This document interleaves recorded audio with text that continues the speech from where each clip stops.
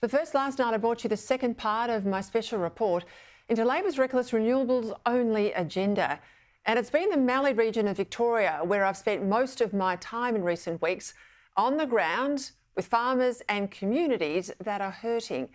Joining me now is the federal MP for that region, Nationals MP, the member for Mallee, Anne Webster. And thank you. Look, I also want to say to my viewers from the outset, you know, as I've been driving up the Mallee, plenty of time in the car, you and I have spoken often. I know you've been on the ground. I know you've had many town hall meetings, and almost all the farmers I spoke to are appreciative that you've been out there fighting for them. So, you know, as I put this to air, I was shocked at the intimidation and the police being called and the bullying and corruption allegations involved. How much of that had you heard?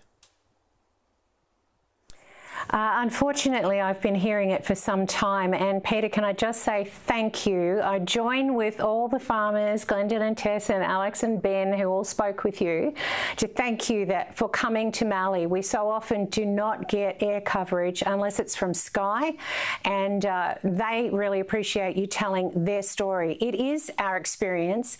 I hear allegations of threats and bullying, cowboy proponents who are trying to set up wind farms all over Mallee, regardless of how it impacts neighbours and the others who live in that community. And so communities, as you would have heard, have become really a little discordant, to say the least. There is a lot of upset, and the meeting that I spoke at the other night, Wimmera Mallee Environmental and Agricultural, I've got to get right, Protection Alliance, is a new meeting for me.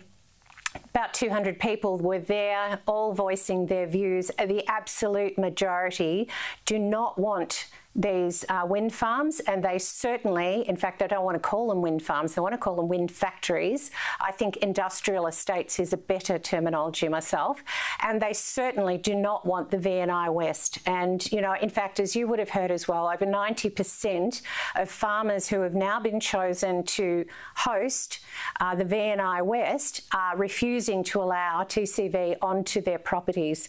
And I just say, you know, good on them. This is democracy at work, and the state government is absolutely ignoring them, and they will compulsorily acquire their land. What happens to our food security in the future?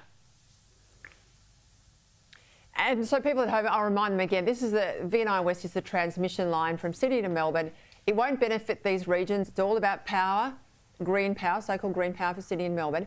And of course, all the way along, it creates a spine through regional communities for the economics of wind farms, foreign-owned wind farms, to work, because you can have a wind farm, but you've got to get the power it generates to the market via these transmission lines.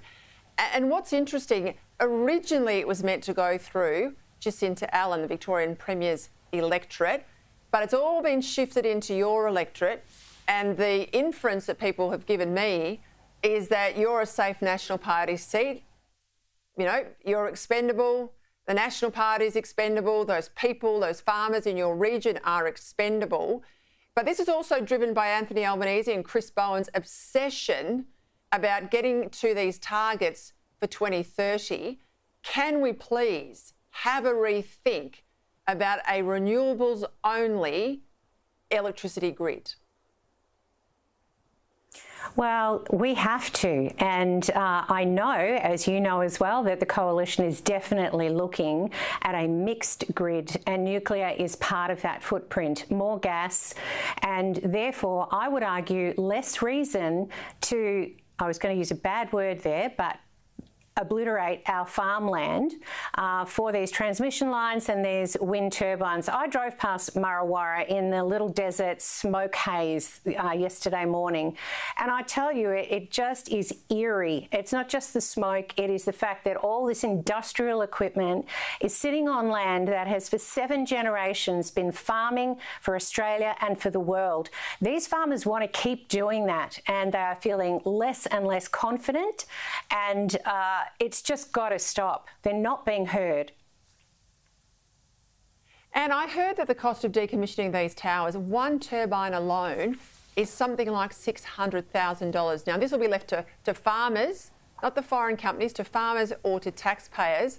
I'd love to get you to attend a town meeting with me up there. I'd love to get Ted O'Brien, the Coalition Energy Shadow Minister, there as well, because I think we need to draw attention to the hit to taxpayers and farmers here on just the wind turbines alone.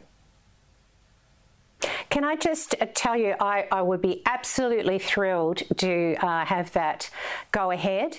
And I have been told by Queensland people, I won't name them, that the current crop of wind turbines that are being decommissioned are $750,000 per turbine. So it's worse than you think. And you're right, if we've got shelf companies and international investment that has gone walking on these projects, it is absolutely, Andrew Dyer has said this, is the retired now Australian Energy Commissioner, that it will be left to the landowners to pay